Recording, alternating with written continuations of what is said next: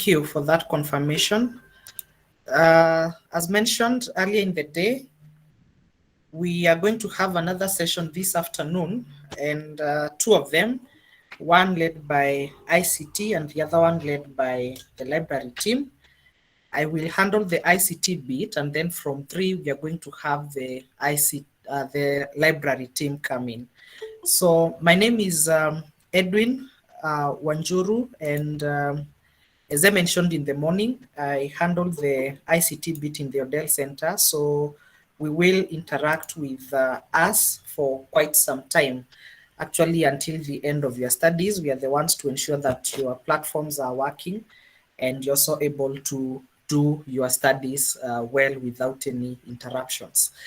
I will start by giving us a brief tour of the students portal, and then I will move to the e-learning portal. So for the students portal, I'm just going to take us through the process of booking units because that is the only process you're expected to carry out right now. Then at the end of the semester, we will show you how to access your examination results. And I'm also going to look at something brief like looking at how to access your proforma invoice. The proforma invoice basically informs you of how much fees you're expected to pay for you to register your courses. So I will share my screen.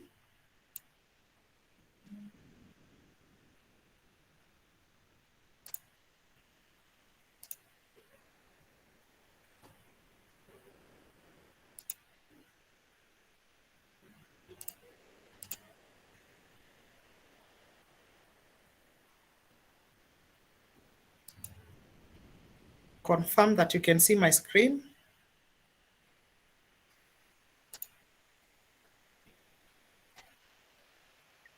Confirmed. Is my screen visible? It is. Thank you.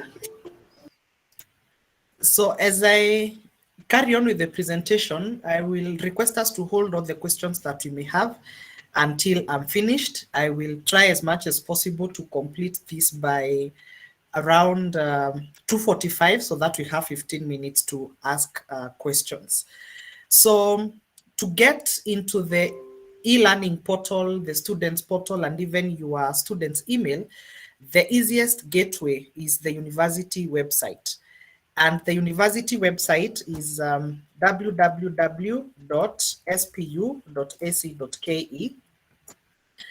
And once you get into the university website, you're going to find this Windows app here.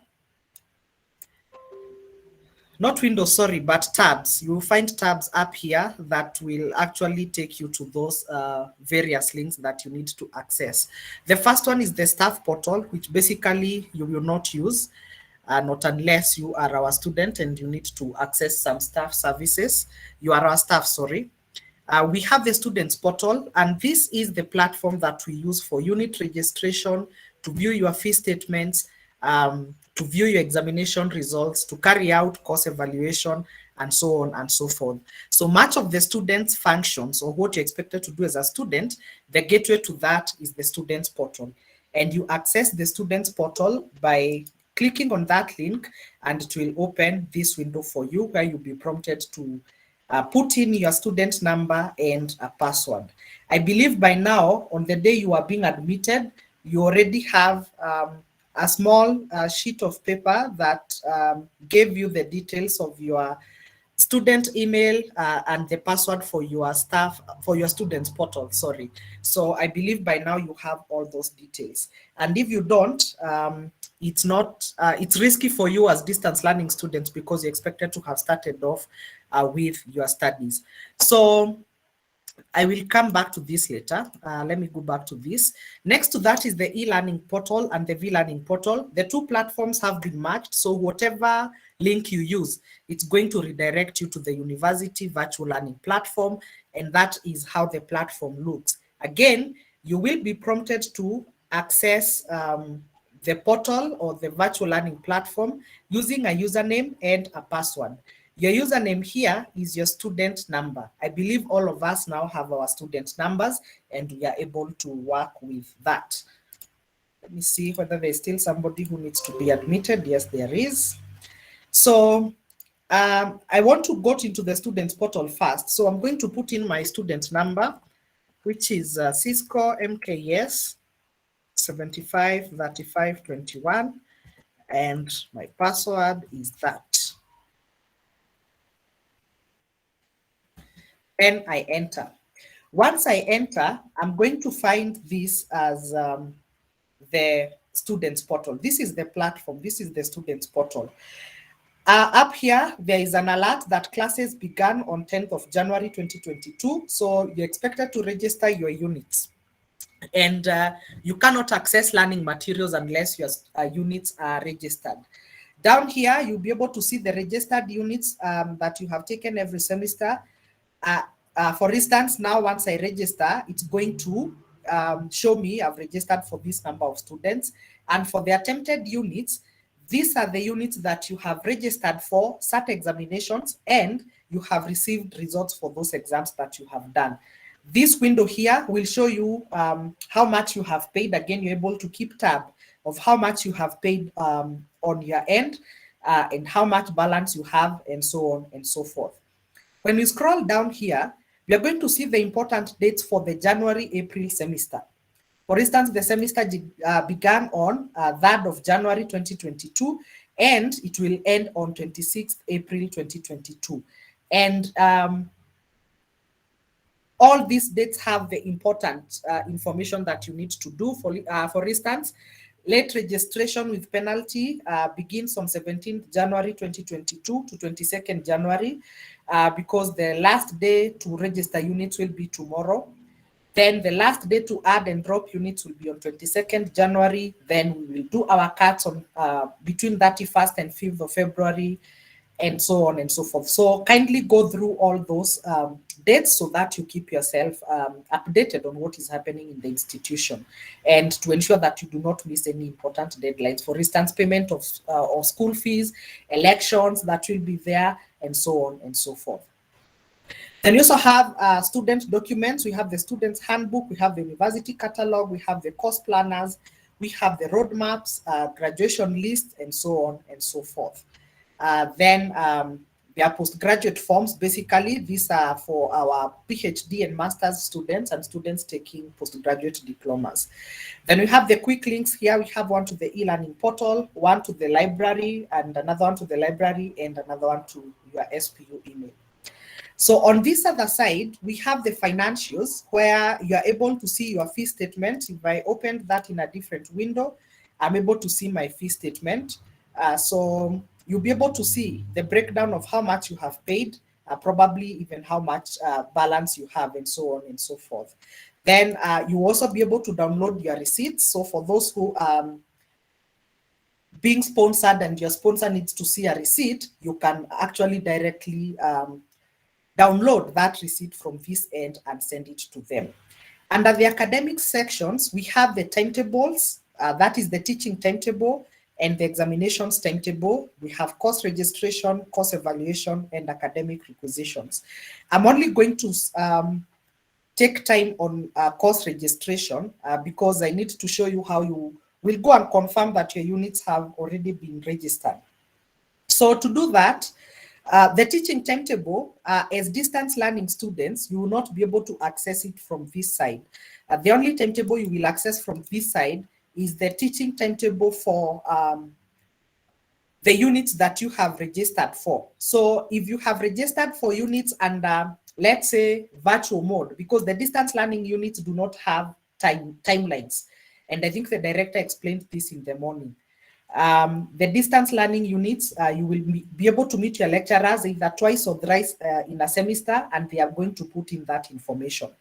But for Cisco, not Cisco, but for any other units that you have registered for that are not in the distance learning mode of study, you will be able to see the day, the time, the unit code, the unit name, and the lecturer, and even the campus in which you have registered that unit, and the mode of study, and also be able to see the lecture room in which that unit will be taking place.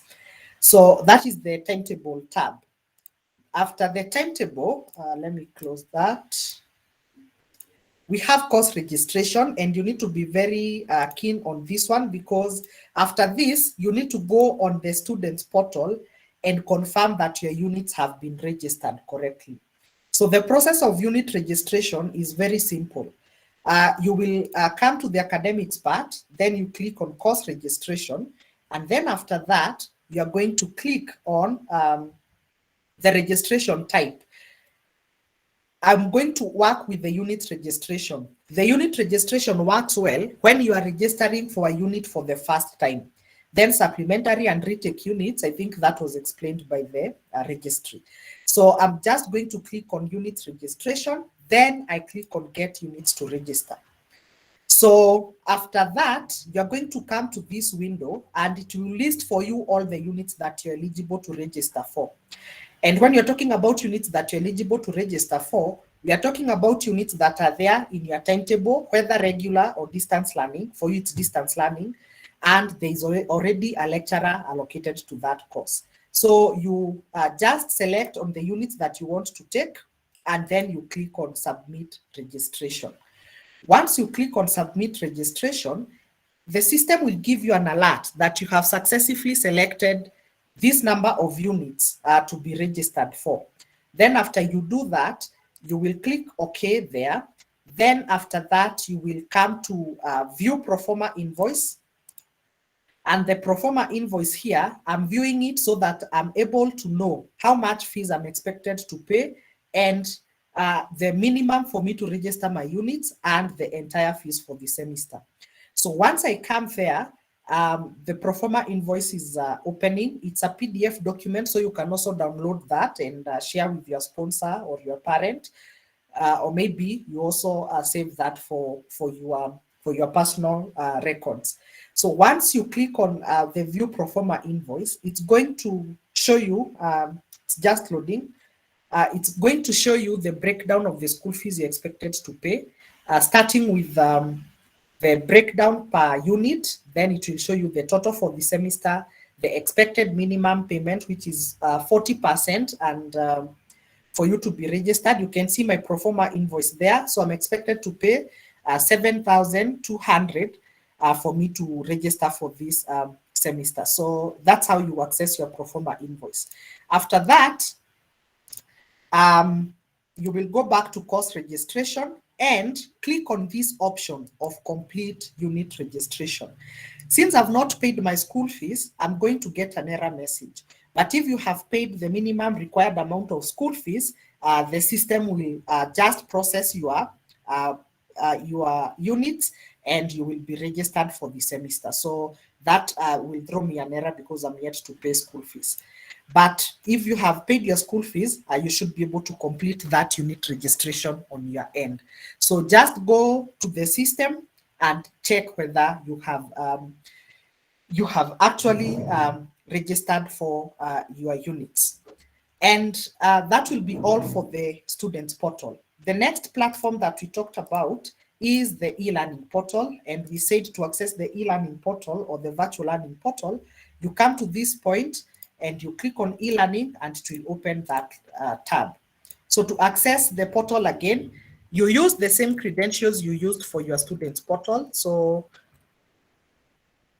that is my student number.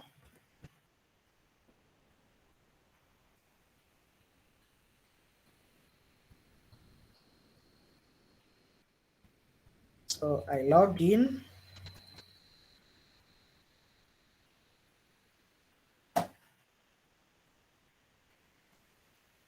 Okay, there is an error.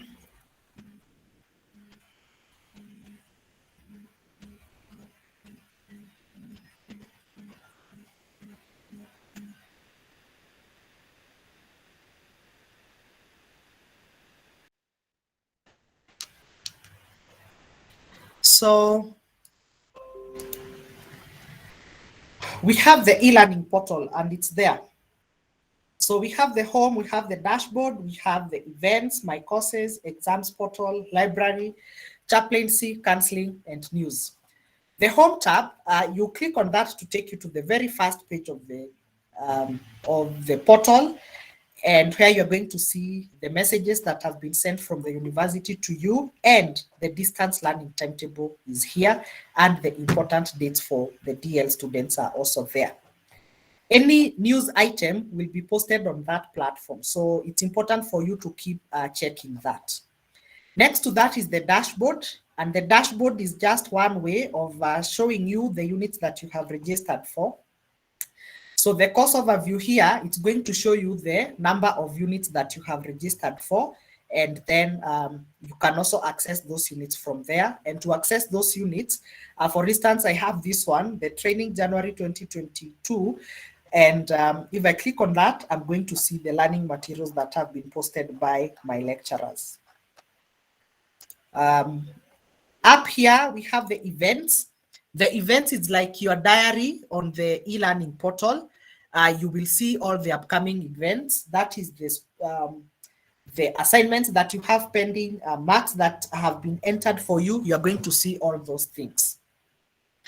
Then my courses, it basically works like the dashboard, but now here, you're going to see your courses listed down. They will be listed down on this tab, and you can see the one unit that I have registered for this semester is already there.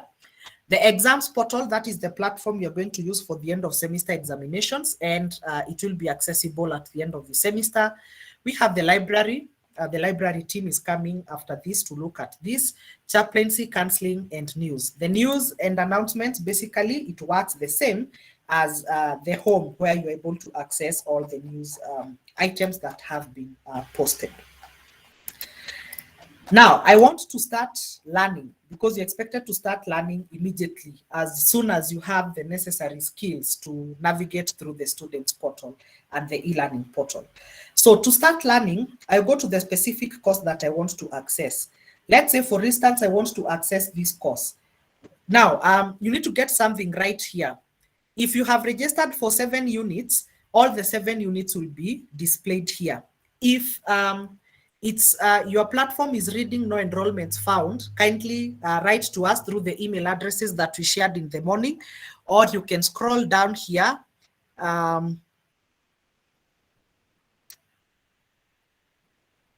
We had those email addresses somewhere. We are going to put them back. I'm also going to share the email address on the chat, so that if you are missing any units, you write to that email address, and that will be addressed so that you can start your learning process. So I just need to click on any specific unit I want to access learning materials for. And the first thing that you're going to see from your lecturer is a welcome note. Is a welcome note that will show you the it will show you the name of the lecturer. Something is amiss here, and it is also going to show you the grading rubric. This is the grading rubric. The grading rubric here, the director mentioned that you're expected to take part in class activities, you're expected to do all the assignments, and so on and so forth. So the grading rubric, it will always tell you how much every activity you're going to do is going to earn you, how many marks that is going to earn you.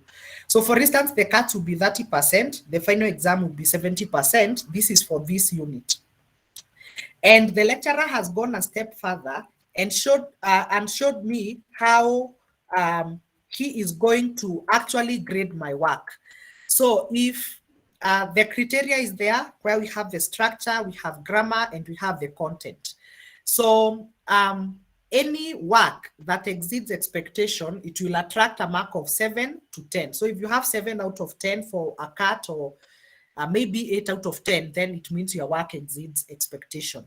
If you have these marks, then again, it shows you where you are, and so on and so forth. So after the welcome note, you will see the Netiquette. It will always be shared with you, basically to show you how you're expected to behave on an online platform. Just a minute. How you're expected to behave in an online platform. And kindly go through that so that when you are called for online sessions, you do not find yourself in the wrong side of the rules.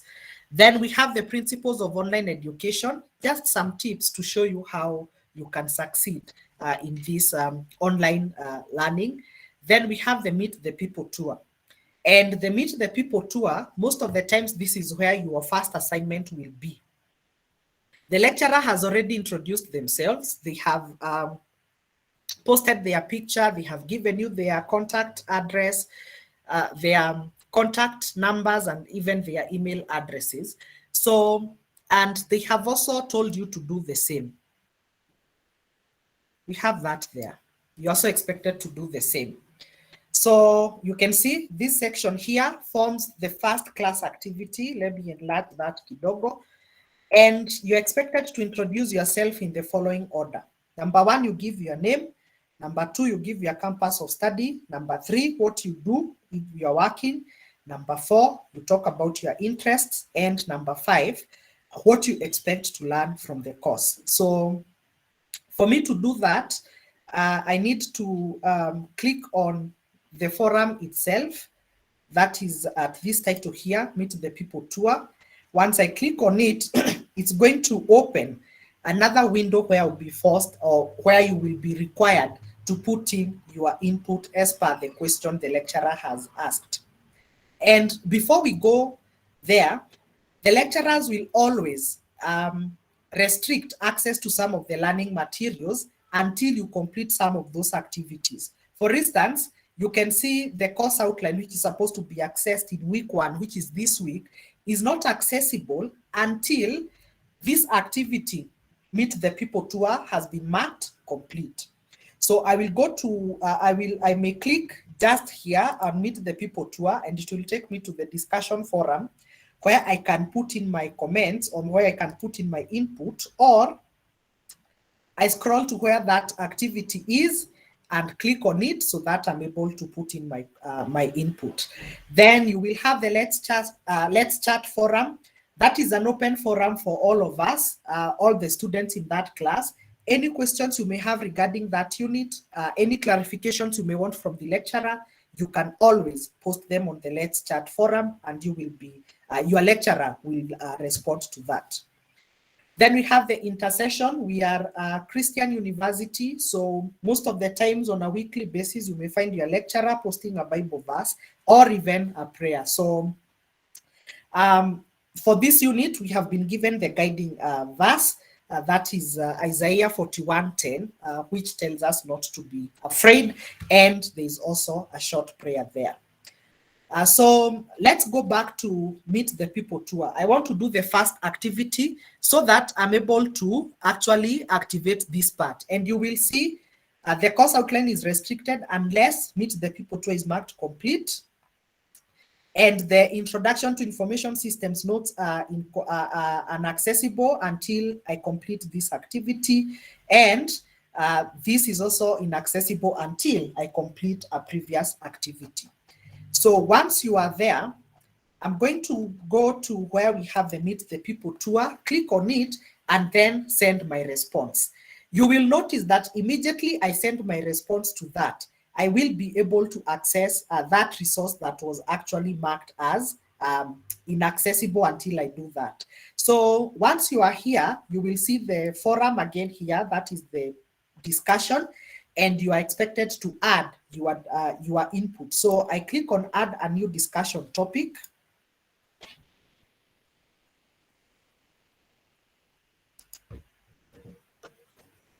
Let us allow it some time.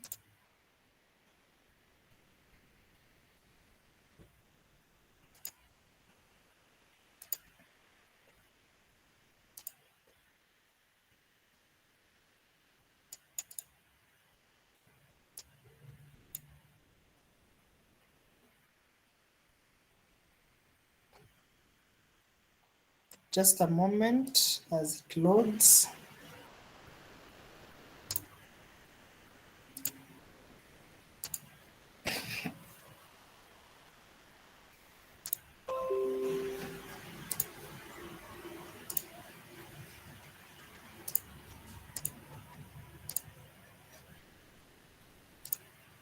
Just a minute.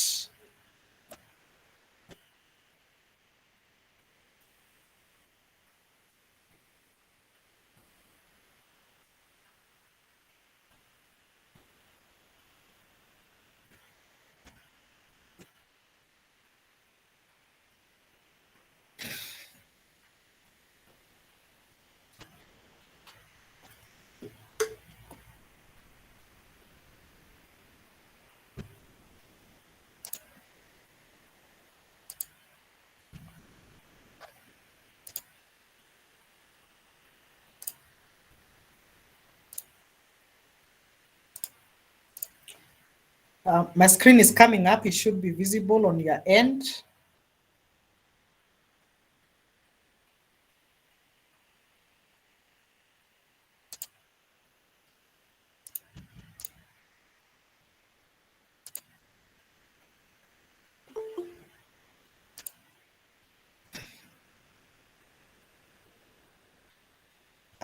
Confirm that my screen is visible.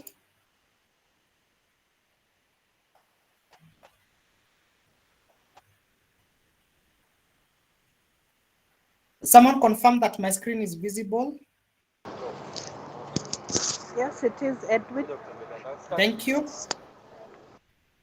So once I click on add a new discussion topic, it's going to activate this window here where I'm expected to put in my input. Always put your input in discussion for forums, starting with your student number. So that is my student number. And then that will be self introduction.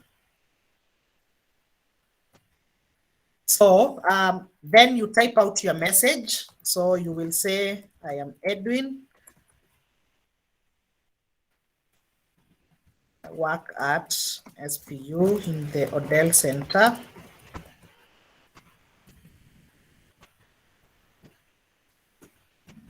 My interests are in running systems and IT security, and I hope to learn more on the application of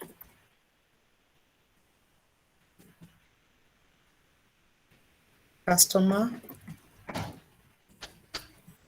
relationship management systems and price resource planning. That will be it. Then I click on post to forum. Once I click on post to forum, my lecturer and my classmates will be able to see that on their end. So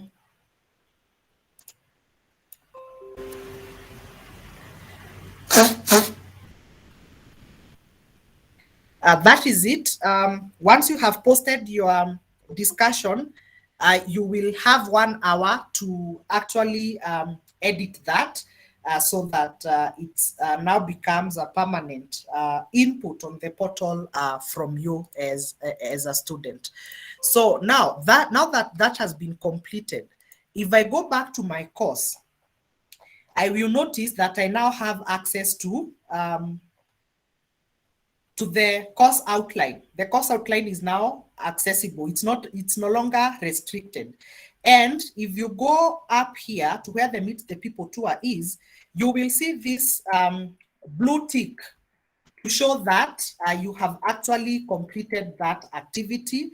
And because the other activities that I have not completed, I will be able to see that. For instance, I'm yet to view the course outline. So this is marked as incomplete. I hope that is clear up to this point. Then, when you come to the first week, that is the course outline. One tip that you need to be very keen on, and it will help you actually to succeed in distance education or online learning, is that you need to go through whatever the lecturer has posted at this point, and more so the expected learning outcomes. So if by the end of the first topic, or maybe by the end of the course, this is an overall view of the course. If by the end of that course, this is management information systems, you're not able to explain the application of computers to different business fields and their impact to the society, or you're not able to explain the expected learning outcome number 2, 3, 4, and 5, then you have not learned anything from the course and you are here to learn. So always go through these expected learning outcomes. They will be very helpful to you. They will actually help you to self-evaluate yourself to know whether you are on the right track. So I'm now able to access the course outline. And once I access the course outline, then I will have access to the Introduction to Information Systems notes, and subsequently I'll be able to access the Introduction to Information Systems link that is there. So learning materials will be presented in various formats. Some of them will come in form of videos. Some of them will come in form of documents like the course outline here. If I click on it and it downloads, that will be my access to that, such that if I refresh, then that has been marked complete because I have already viewed that by downloading it. So you can download your learning materials and save them in the device you're using, be it a phone or a computer. You'll be able to save your learning materials so that you're able to access those learning materials at your own time and at your own pace. So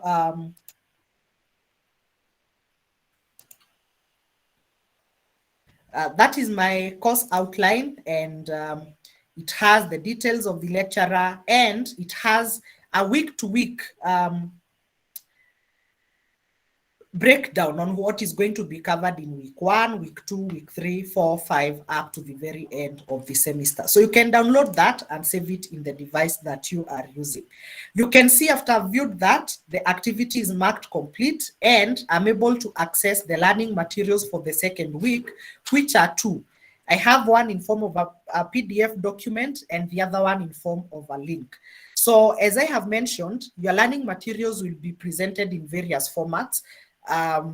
There will be Word documents, some of them will be PowerPoint presentations, some of them will be PDF documents, others will be internet links to either access a certain resource, let's say on a certain website, for instance.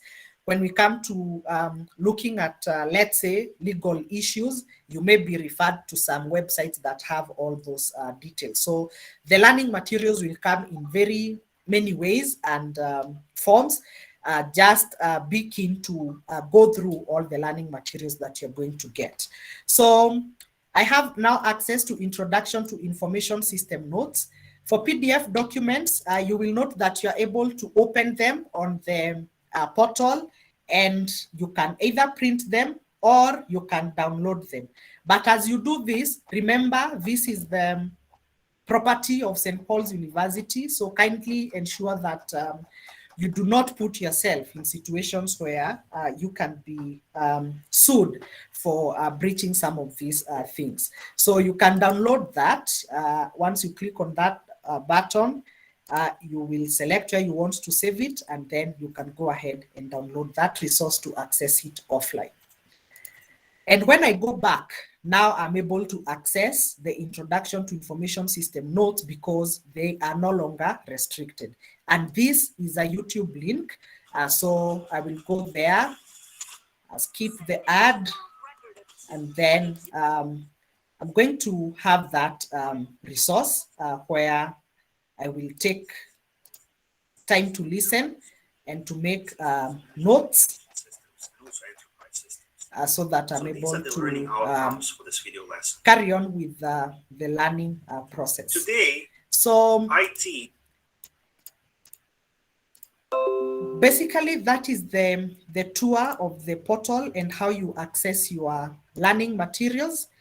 And we are going to have subsequent trainings to show you how to access virtual classes. We use Google Meet and the big blue button for the virtual classes, and also how to do your continuous assessment tests. So my session was supposed to go up to 3. I have about 19 minutes to take your questions. kindly restrict your questions to the portal. So any other questions, even if they are asked, we will not be able to answer that. At the moment, restrict your questions to access to the portal, access to the learning materials, and so on and so forth. Before we open the floor for questions, there's something I need to show us how to access your classmates. How do you know who you are in the same class with? So once you open the course, this tab here will activate this course. Then you come to the point where you have participants and you will see who are in your class, and you will see the roles. You will see the teacher and you will see the student. So, and if you click on the student, on any person there, you are able to send them a message, and you are also able to access their email address. So you can always write them an email, or you can write them a message. If I click on message there, I can just write to that person, and maybe I ask if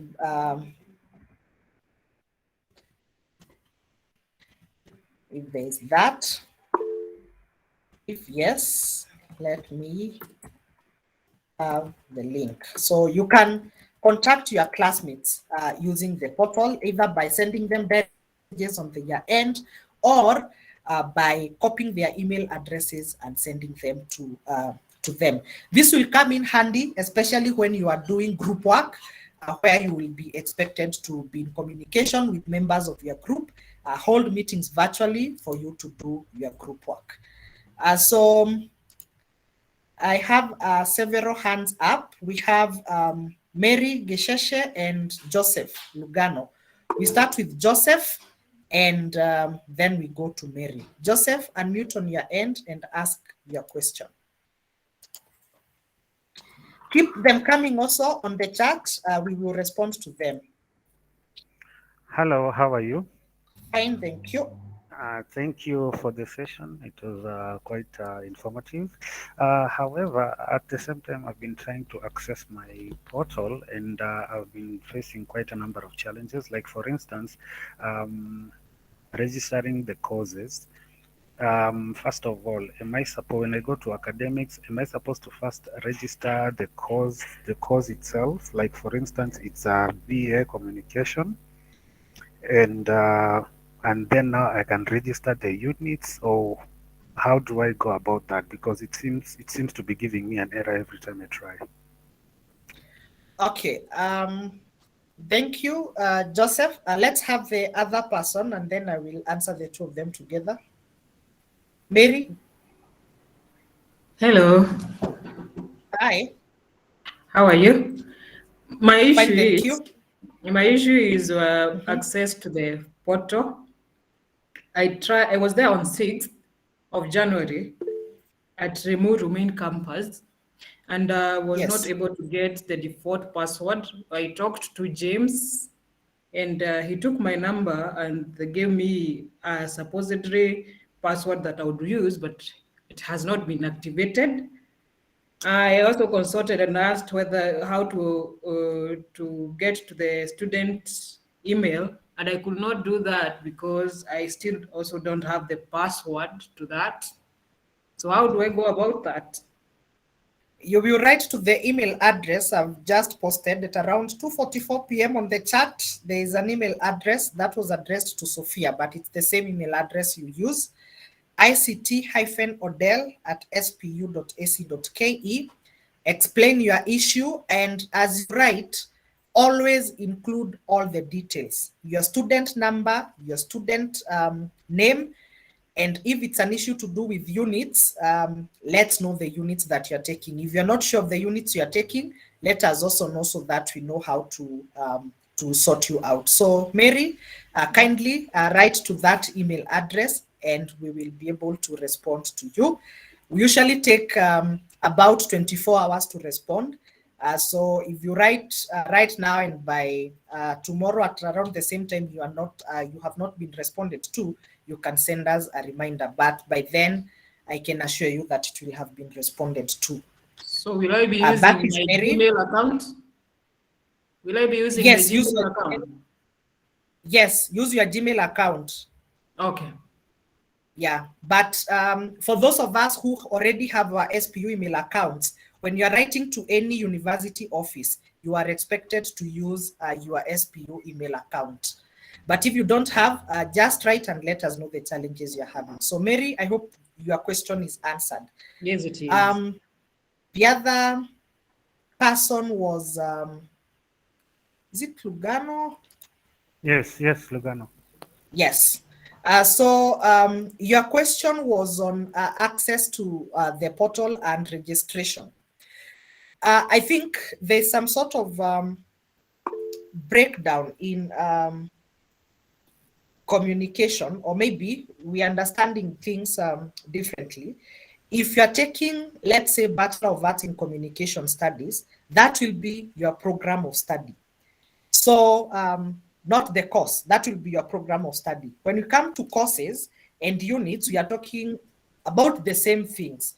Because for instance, if it's BA in Communication Studies, you're expected to do a certain number of courses or units. And now those courses and units is what you register on the portal. But as new students, I know most of the units have been booked for you. The only thing you need to do on your end is just to complete that registration process. If you remember when I was on the portal, there's this part that I did. We need to be keen here.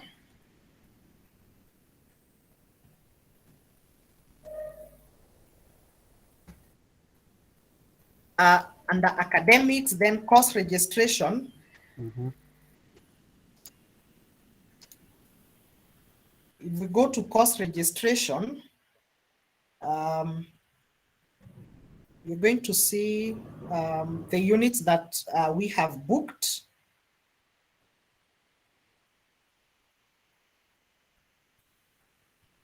Let us give it time.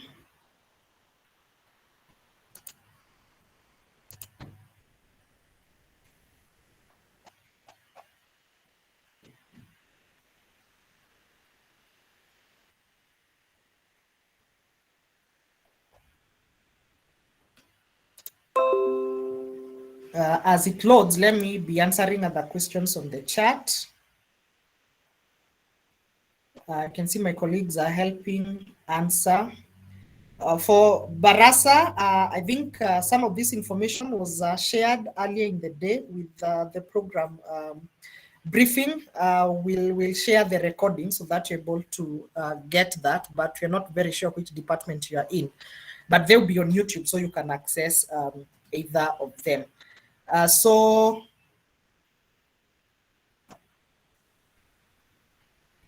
Another question is how we submit assignments and cards. That is a training, as I have mentioned earlier, that you're going to do later in the semester. Right now, we just need to ensure that you're able to access the e-learning portal and accessing the learning materials.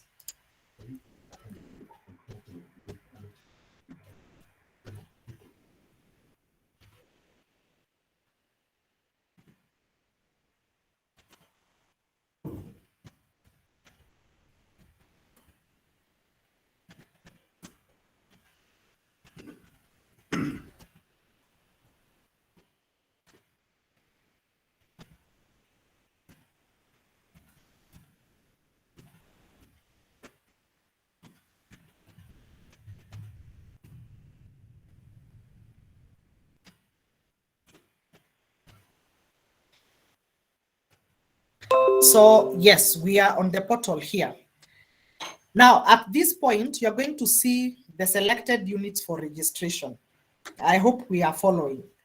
You will find the program, you will find the unit code, the unit description, the stage, and the semester, and the option to drop. So if you have booked, or the number of units that have been booked for you, whether it is one, whether they are 6, whether they are 7, you will find all of them registered here. So for you to be able to view them on the e-learning portal, if you cannot view them, you just need to come to this point and click on complete registration. Once you click on complete registration, if you have paid sufficient fees, it will succeed. You'll be able to register that. If you have not paid the required amount of school fees, you will not be able to register your units. Therefore, you will not be able to access the learning materials. But basically, just come to the portal on academics, course registration, and you will see this unit registration, you will see the registration semester, and you will see the selected units for registration. Just click on this complete registration and you will be safe to go. If you do that and you're still not able to access them on the e-learning portal, just write us an email and we are going to help you out. Thank you. I hope that is answered. Yeah, thank you. Let me go through that. In case of any challenges Yes. further, I will just write you an email. Okay. To ICT Odell, right? Yes, yes. ICT-Odell. The email Odell. is on the Okay. chat. Yeah, Yeah. yeah, right. Thank you. Thank you. The other question is how much is late registration? I think we charge 1,000 per course, the same as adding and dropping past the registration deadline. We will charge you 1,000 to drop a unit and 1,000 to add a new unit. So please be sure to pay or to register your units within the stipulated deadlines. Any other question?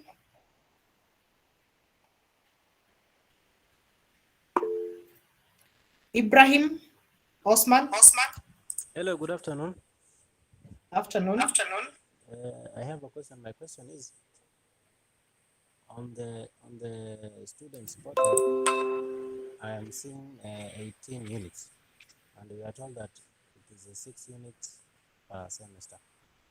So my question is, which are the right units to register for this semester? Because the units are 18. Kindly guide us on that. Okay, to get the right units, Ibrahim, you will need to access the distance learning timetable. It's already on the portal. Let me just show you how to do that. So to get the timetable, you will go to the home page of the e-learning portal.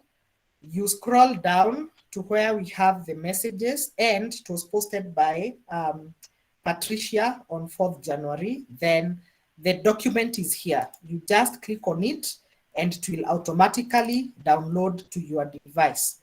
Now, I don't know which program you are taking, Ibrahim. Which program are you taking? Okay, it's a diploma, business management, distance learning.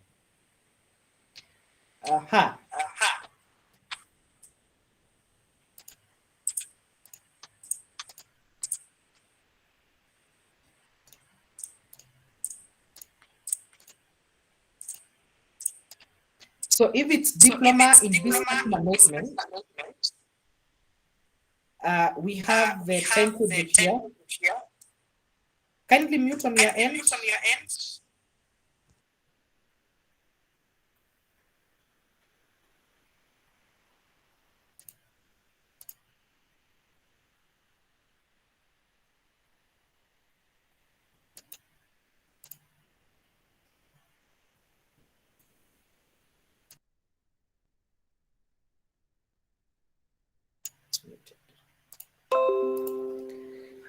So for diploma in business management, we have the timetable. Actually, the timetable starts with BPA, then to diploma in business management.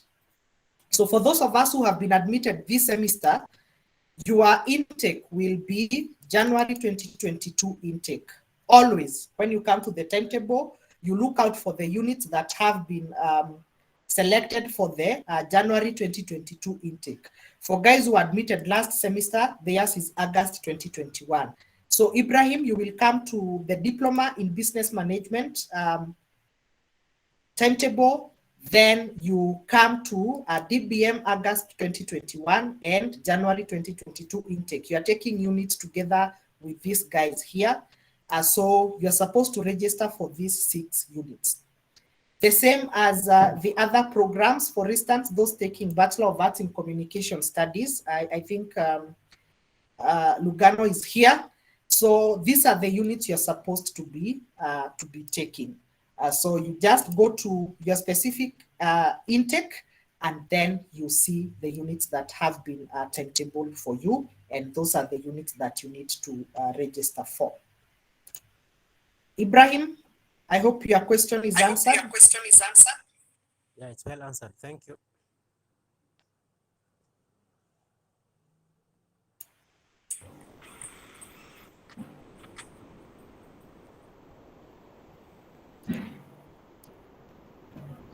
I have a question.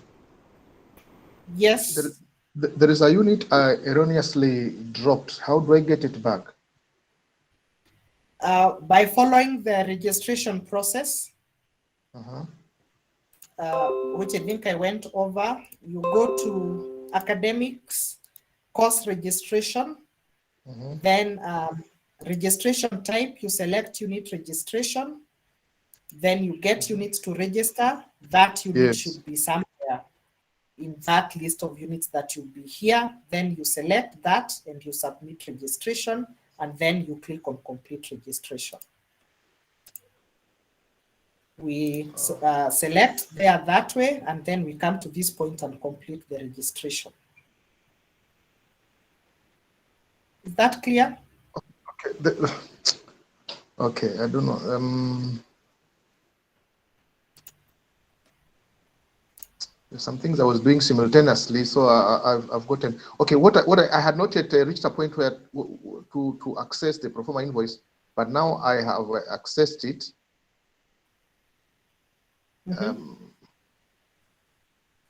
Then after accessing the performer invoice, that's when you go to register now, because it's telling me I cannot register. The units are giving, and please note that you do not have sufficient funds in your account to register selected units. Yes, you have to have paid the required amount of money for you to register your courses. I paid everything, but actually, how do I access the? Because the amount is not reflected anywhere. Then that becomes now an accounts issue, not ICT. So you get in touch with the accounts office so that your payment is sorted out. The account email is there on the chat. I'm just putting it down there. So sorry. Where would I be able to access? Yeah, like you see, I can see the course registration list, program, semester, registered units taken 0, total billed 0. So it means what's the issue? The issue is that it's saying I cannot register because I don't have sufficient funds to register the subjects. So I was wondering, how can I access the payments that I did online? If it's saying you don't have sufficient funds and you pay, then that's why I'm saying it's no longer an ICT issue, it's an accounts issue, and I've given you the email address to write to so that is rectified. Okay. Fine, thank you. Yeah, okay. I have a question. Yes, Obara? Okay, sorry to ask, but I just wanted to know, how do I activate my student email account? You write to ICT Odell. I answered this earlier. You write to ICT for you to be assisted. And I have given that email address in the chat.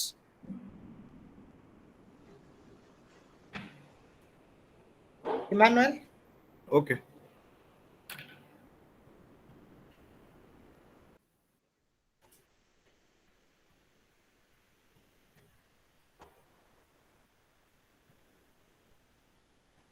I think my time is up. So for any other queries, kindly put them in writing to ict-odel@spu.ac.ke. They will be responded to. I wish to hand over the program back to Merab. Merab, I don't know whether you will allow me to take the last question from Lucy and then we wind up. Thank you, Edwin, for that presentation. Can I ask the last question? Yes, Edwin? Okay, the last one, because we need to move on. It's okay.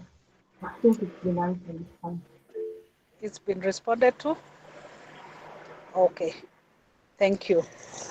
So like I was saying, thank you, Edwin, for that session. Like he has said, you can always reach out and your issues will be addressed. He has given the emails to write to, and they normally answer within 24 hours. So please just reach out. Don't struggle. You'll be attended to.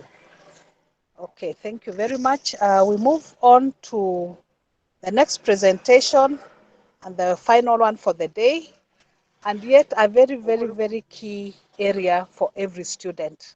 This is the library. You need to know how the library operates, how to access especially e-materials, and so on and so forth. So allow me to welcome our presenter, Madam Monica Kiprotich, who will handle that particular session. Welcome, Monica. And I would request that after your presentation, you can wind up with the students for the day, because thereafter they'll be free to go back to their other commitments. So welcome, Monica. Thank you very much, Merab, and good afternoon all. And I think it's still Happy New Year. So welcome to our library presentation. And I'm going just to display my presentation right away. And then we'll continue. So what I want to tell us, even before as I begin, what I'm going to give us is just an overview of orientation of what is happening in library and what we have in library, what you expect to get in library.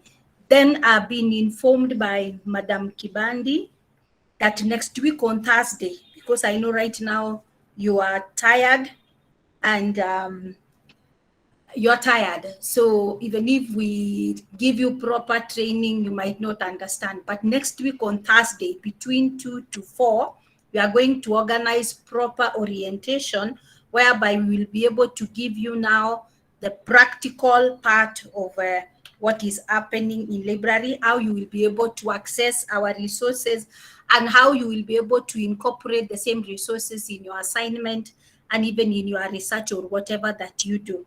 So what I'm just giving us is just an overview of what is happening in library, what you are required to have when you are coming to library, how are our books are arranged, how are you supposed or how are you expected to behave when you are in library, and so on. So I hope you can see my presentation. Merab, confirm. Yes, we can.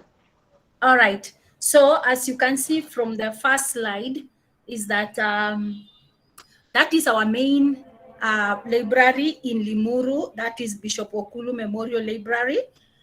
I'm not going to dwell on the vision and mission. That one you can check on the website. But I'm going to dwell on these campus libraries. We have 4 campuses, and in each campus there is a library. Now in Limuru, we have our main library there. We have also in Nairobi, where we are now, where I am now, and then we have Machakos and we have Nakuru. So if you are our student, so long as you have your ID, you are allowed to access any of our libraries. It could be Nairobi, Limuru, Machakos, or Nakuru, and borrow. You can read there, you can borrow books, you can renew. But what you are not supposed to do is that any book that you borrow from any of our libraries, you are supposed to borrow, to return where you borrowed. For example, let's say you borrowed a book in Nairobi and you find yourself, you are in Limuru, and that book is overdue, you can renew while you are in Limuru or Machakos or Nakuru. But when you are returning it, you return where you borrowed. For that example, you return to Nairobi. So I hope that is clear for all of us. Because if we allow you to bring, or you borrow a book and then you bring to Nairobi, maybe that book was for Nakuru, then it will bring confusion, and also it will ensure that we get all the books from other campuses. What will happen to other students who need that book? So we allow that. So take note of that. But still, as time goes on, you will be able to understand, and ensure that every time you go to library, any of our campuses, you have your student ID, so that that one can identify you as our bona fide student of St. Paul's University. Just the way you can go to any organization, you have to have ID to identify yourself that you are a Kenyan citizen, and so on. So it applies also here. For you to be a member, that is, long as you've booked your units, you paid your school fees, you've been registered, you've gone through finance, through registry, and so on. Until that point, you are given that ID. So when you get that ID, when you come to library, we create an account for you in library, whereby you will be able to borrow the books we put in your account. When you return, we remove from your account, and so on, just like that. Now, we have 3 categories of collection or information resources that you're supposed to borrow, and each has its own rules and regulation. For example, we have, on one part, we have periodicals, we have reference, we have archives, special collection, and so on. These periodicals are things just like magazines, newspapers, and so on. Reference materials are things like encyclopedia, Bible, dictionary, and so on. And then archival material, these are just materials which are stored for memory of an institution, and so on. Those, I think, when I talk about archival or archive, is something which has existed for some time, but now it is stored for future use or for other people. And the special collection is a collection which is, for example, you have Africana, books which are written by the African authors, and so on. So they are put somewhere for you to refer only. So this one, you just refer while you are within the library, and you are not supposed to borrow. Here included also the thesis and dissertation or the projects that other students have done. You can come and refer in library, make your notes, and then you leave them there. Then we have general circulation. General circulation, these are the books that you can borrow for a longer period of time, and you can be used outside the library. You come, you identify a book, it is good, then we give you that book, you can take home, and then we will stamp for you when you are supposed to return that book, so that you don't incur expenses or fines. Then we have reserve collection. This reserve collection here, these are the books that we reserve, so that each and every student is able to access that book, because there are we have few copies, or there are 1 or 2 against like 30 or 20 or 40 students. So to ensure that each and every student get access to this book, we restrict that while you are in campus, you can borrow for 2 hours, or you can borrow, go and photocopy, and you return. Or if you are an evening student, you can borrow overnight and then you return tomorrow before you go to class. If you are a day student, but now you guys, you are online, so you can borrow within the library, and then you use. But if you are staying within, let's say you're staying in Nairobi for a few days, you can take and then you bring it tomorrow before you leave, or before you go to your class, because maybe you come to face, and so on. Now, when it comes to learning periods, this is the period that we can allow you to borrow our books and stay with them. We call learning period. So if you are an undergraduate student, you are entitled to have 5 books for 2 weeks, and it is renewed once. For master students, they are entitled to have 5 for a month.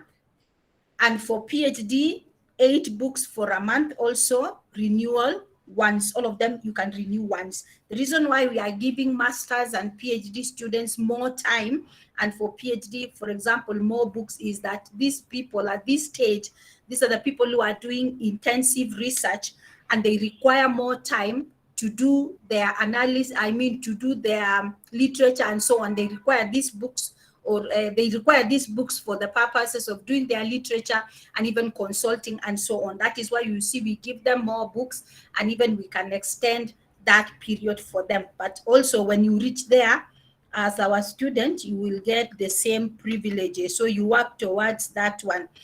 And then also we have library services. One is we have lending services. Of course, this is whereby when you come to library, you identify a book, we give you that book. After creating an account, we put that book, we stamp for you, we tell you, you take this book for either 1 month, 2 weeks, and then you return. But if you still require that book, you can come and renew and so on. Then also we can put on hold for a book. Let's say you come, you realize that the book that you want has been borrowed by somebody else. So you tell us, when that person returns that book, kindly put on hold for me. Don't give out, so that I'll come for it. So those are some of the service we do under the lending. Then we have information literacy. This is now what I'm talking about, the heart of this orientation, or the heart of the work of the library, whereby we are imparting our students with the skills of how they can be able to access our library while they are away. I can access our resources, e-resources, could be documents, could be conference papers, abstracts, articles, and so on. So in this information literacy, when you come physically now to library, and even next week, even if we are online, we can show you how you can access our OPAC. OPAC will help you here. OPAC means Online Public Access Catalog. This one will help you to know where exactly the book is located on the shelf. Because our books, we've arranged them using a classification scheme called Library of Congress Classification Scheme.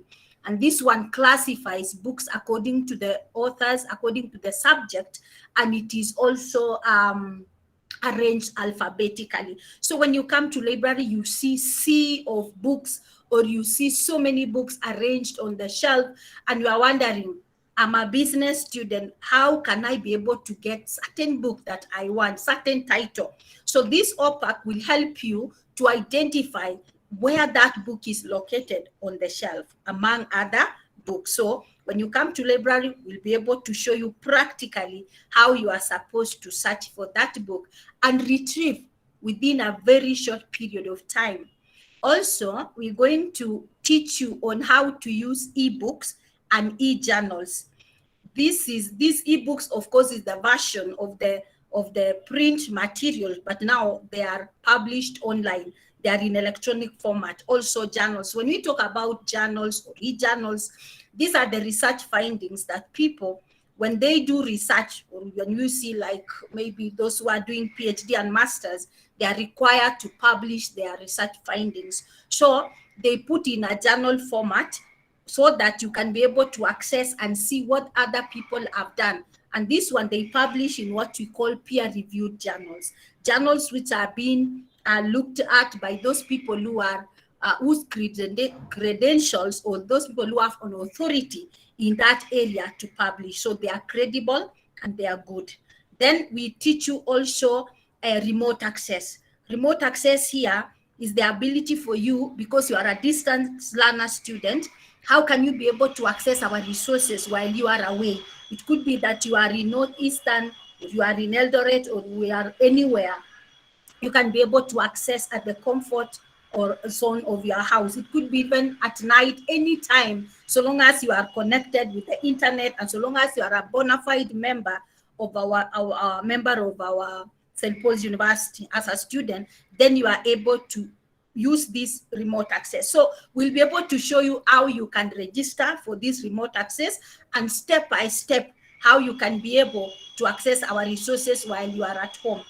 Also, we teach you on what we call Zotero. Zotero is a software that will help you to do your in-text citation, or even to produce the bibliography. You don't have to do it manually. But this software will help you so that you avoid plagiarism. You see, when you uplift somebody's other person's work, you have to acknowledge, or you have to give credit to that person by acknowledging whose ideas that you lifted was. It's not yours, but it is somebody's else. So even after paraphrasing that work, you're supposed to acknowledge the source where you got that information, and that is academic. Then also we have information services, that is reference services. Reference services is whereby now you come to library, maybe you ask us a question, I want to know a book for business, where are they? Then we go and show you. You ask a question, maybe I want to know when library is open, what happens if I overstay with the book, and so on. So you ask us so many questions. So we give you the answers, and we refer you to where you can get the answers, and so on. Then we give you also current awareness. Current awareness is whereby we notify our students of the new arrivals. You see, every now and then we add new books in our collection. And then when we do that, we have to notify our students that there are new arrivals. And when you come to library, you will see a carrel somewhere where we display that these are new arrivals. So you are supposed to check those books and be sure that the same books are stored now, are within the shelves. So those one, we put them for 2 weeks. After that, now we take them to the general circulation, or where they are supposed to be shelved. For the purposes, because current awareness is for the purposes of just to notify you that we have new arrivals. And then also, here we don't have photocopying services. We used to have some time back, but nowadays we don't have, but we can refer you outside there. Then you can be able to do your photocopy and so on. And here, excuse me, under photocopying, you are required to photocopy only 5% of that book that you take outside the library, because we follow the copyright laws. Copyright laws requires us that for academic purposes, you are only supposed to photocopy 5% of the total pages of that book. So that, because there are some people who are scrupulous, what they do is that they can photocopy the whole book, they bind, and they go and sell. And when you do that, that is not good, because you are taking, you are handing money at the expense of the author, who spent a lot of time, put a lot of effort and money to produce that book. But here he has allowed us to use for fair use, without paying. You use that book for the purposes of research and teaching and learning. So you are not supposed to do that, because he is also supposed to earn royalties or to make profit out of that. And then we have what we call interlibrary loaning. That is whereby we work with our affiliate libraries and facilitate the use of our library resources. For example, let's say you come to Nairobi and you search for a book, and that book is not in Nairobi, that book is in Limuru. Then if you're not able to go to Limuru, we organize how you can be able to get that book from Limuru, use it, and then we return to where that book was. So we have that facility. Initially, we used to have also with KNLS. I think we are going to revive that one. Our students were given card from KNLS, and then that card will enable them to use the books from KNLS, and so on. So I'm not going to dwell on the rules and regulations.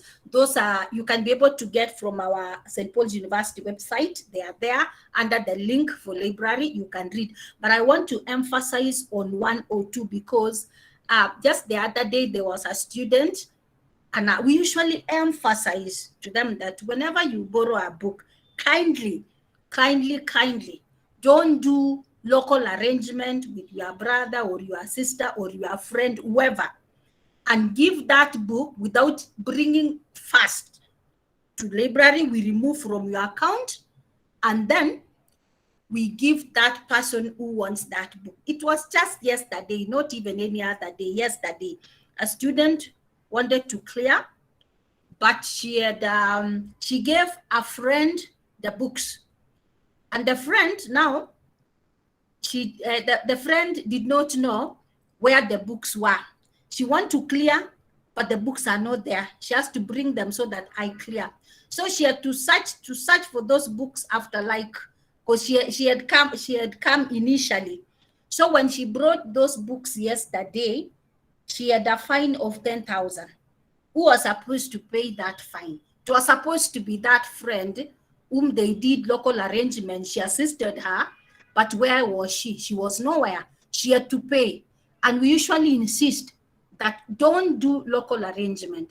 Just return that book first, we remove from your account, and then we give to that person who wants to borrow. Because if that book gets lost, we'll not borrow that, we'll not follow that person that you gave, but we'll follow you because that book is in your account. So make sure you do the due diligence, return the book. Also, when you borrow our books, ensure that you take them in good condition. If a book that you want to borrow is some pages are not there, or it is kindly not in good condition, it is good you notify the librarian so that we know this book you took in under which condition. So that the reason why we are doing that is to ensure that our books are in good condition, to enable even generations to come or those who are behind you. So ensure that whenever you take a book, take care of it. Don't give your siblings or your children to deface them or to remove some of the pages for the sake of others. And even some, because they don't want to photocopy, they go and tear some parts of the pages.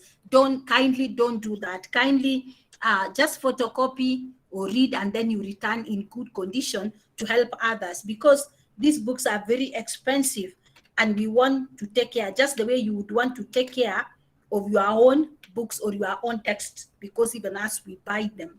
Now, under the collection, we have different types of collection in library. We have print collection. Print collection are the ones that when you come to library, you find them on the shelves, shelved, the one that you can see and touch. And these could be books, journals, magazine, research papers, and thesis, newspapers, government publications, and so on. Then we have the ebooks. Ebooks now are the version for the print, but now they are being published online. That's why we have library ebooks. We have these are the books or any material which has been published online. Then we have e-journals. Of course, we have journals which are physical or in print format, and we have this one in electronic format. And we have different types of journals.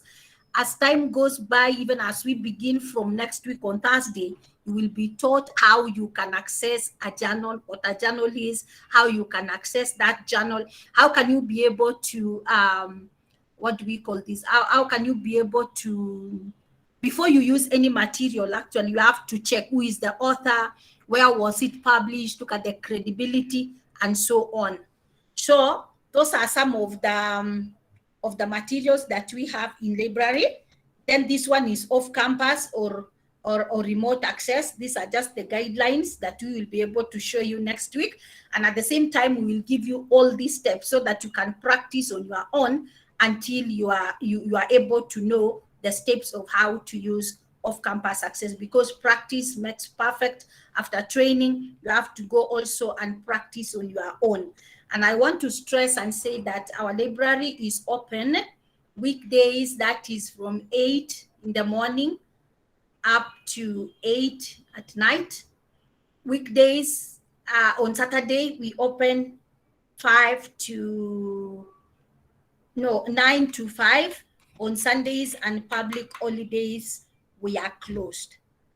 But the most important thing here that we usually emphasize is the ability for you to be able to access our resources and be able to incorporate them to your studies, because you are studying while you are away.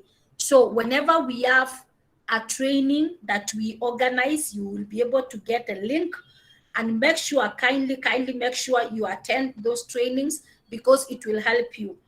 Librarian might not be there where you are to help you, but if you attend these trainings, don't get tired because we'll be having many of them.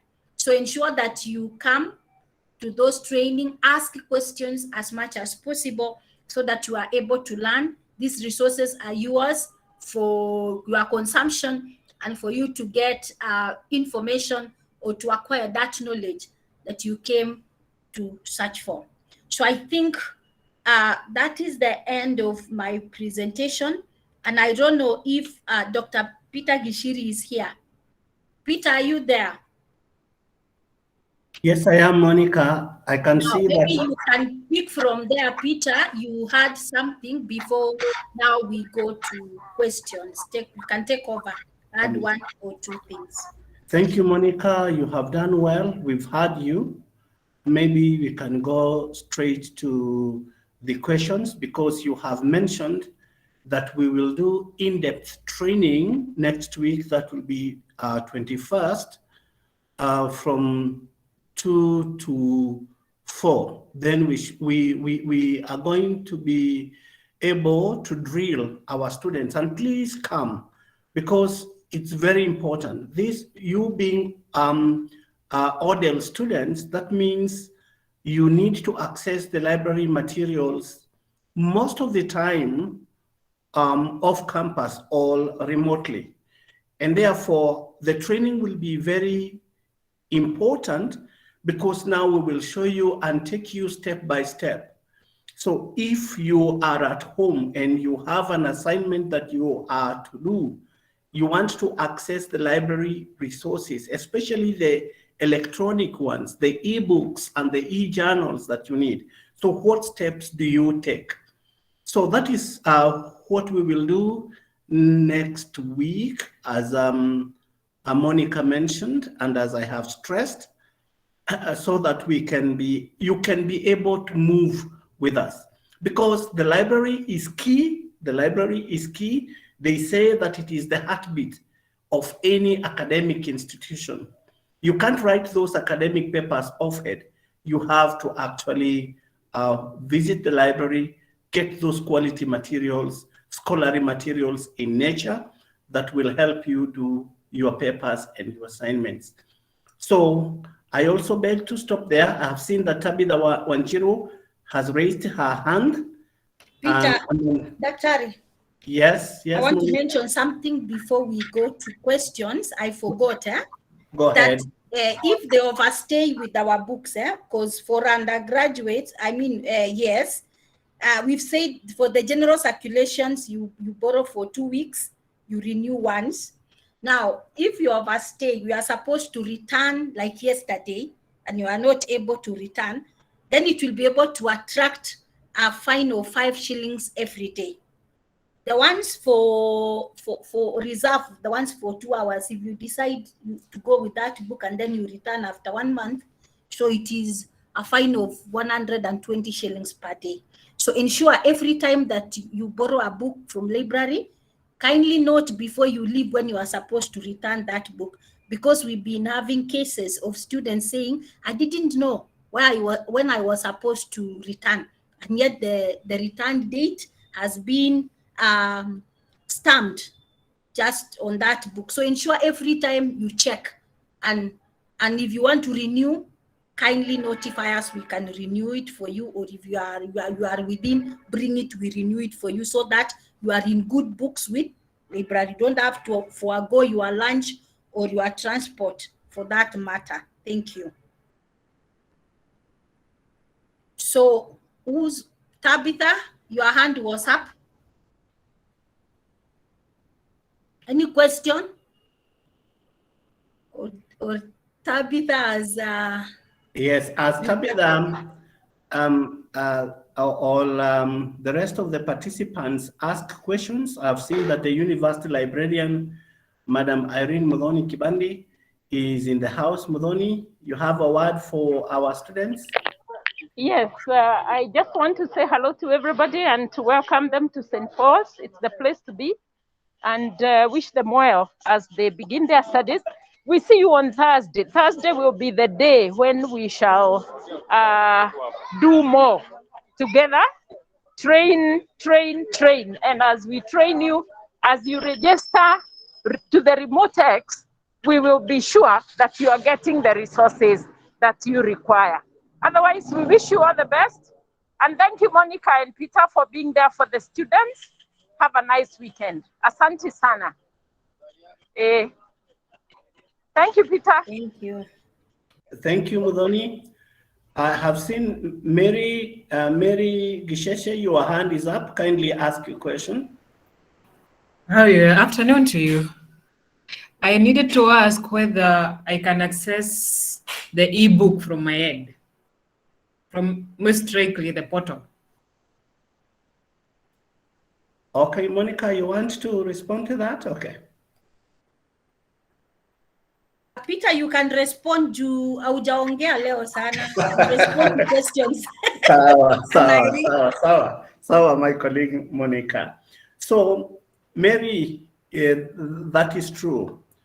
You can, as you know, in the world today, the paradigm shift from print to electronic. And that is why, as a department, we feel the training for next week is so critical for you. We realize it's such a huge thing that we may not be able to cover this afternoon. But as you realize, once we train you, we have hundreds of thousands, if not millions, of ebooks. And if you listen keenly to our language, as librarians, we are talking about information resources, because books are just part of the information resources. We have journals. These are research publications, their theses, dissertations, conference papers, and many other types of information resources that you will need to use to do your assignments, your paper, and any other learning needs that you have. And therefore, you should be able, as an ODEL student, as a distance learner, as an e-learner, to access all these resources at the comfort of your homes, or at the comfort of your offices, or wherever you will be off campus, whichever time. And that is why it is important that we train you. Yes, Mary, it is possible. Thank you for the information. Okay.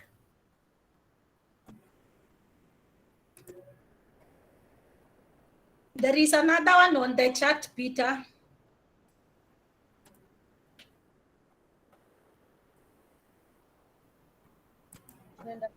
Read it out, Monica. Some of us can't see the chat, please. I am reading it, Mudhoni. The said meeting next week, where will it be held, or venue? When, where, time? Actually, it's going to be online, like the one we have this afternoon.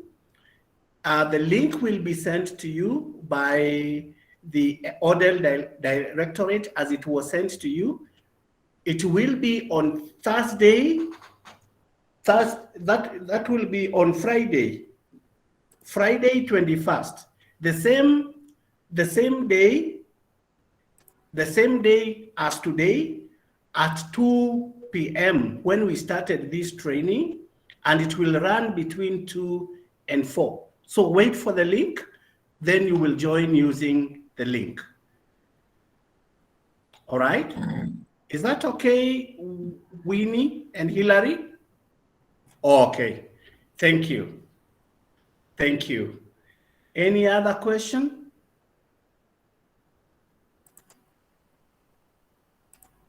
Okay, so if that is okay, then may I request one of us to pray for us, then we can end it at that, okay? Yes, who has raised the hand? Yes, yes, Ainashe.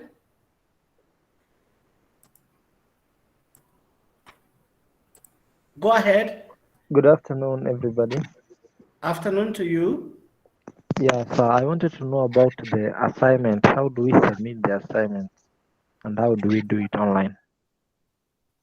That's a good answer. It had been asked earlier to my colleague Edwin, who was training, And he explained again and said that there are more training that will be scheduled so that we can take you one by one. So the issue of how to upload the assignments, the issue of how to upload the examinations, that will be trained, that will be offered in our subsequent trainings. So the idea is to avoid loading information overload during orientation day like today. So actually the ODEL will send a training schedule, and part of what will be trained shortly will be on how to upload the assignments and how to upload examinations. So Mr. Kasaine, hold your horse shortly, but attend the trainings. You should be good to go. Okay, thank you. Karibu. Any other question? All right then. Can we have a volunteer from our ministry to pray for us, even as we end this session? And then after the prayer, then as my colleague Merab stated, you are free to go and do the rest of the activities for the day. So a volunteer, please. Do we have a clergy in our midst?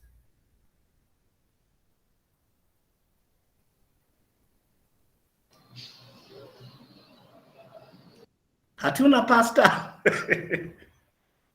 Okay, let's ask whether we have a Christian to pray for us. Okay, a Christian then. We can pray. Okay, thank you, Hilary. Let's pray. Thank you, Lord, for this particular moment, for the hours that you have spent deliberating on the issues of the future of each of the students. I pray that, Lord, you be with us. Thank you for giving us an opportunity to even get this far in academics. Thank you for this university, St. Paul's University. We pray that, dear Lord, you shall walk with us in this journey of our studies for every student. May you bless our lecturers whom we shall interact with, and even the staff of St. Paul's University. May the knowledge that we shall receive from this university be not for our own good, but for the good of the society we live in. We commit ourselves to you, dear Lord, right now, and as we go forth and commence our studies for this semester and the semesters to come, be our guide, to inspire us in everything that we do. For we pray all this, trusting and believing in the mighty name of our Lord Jesus Christ. Amen. Amen. Thank you. Amen. Amen, Hilary. So have a blessed evening. See you next time. Asanteni. Most welcome.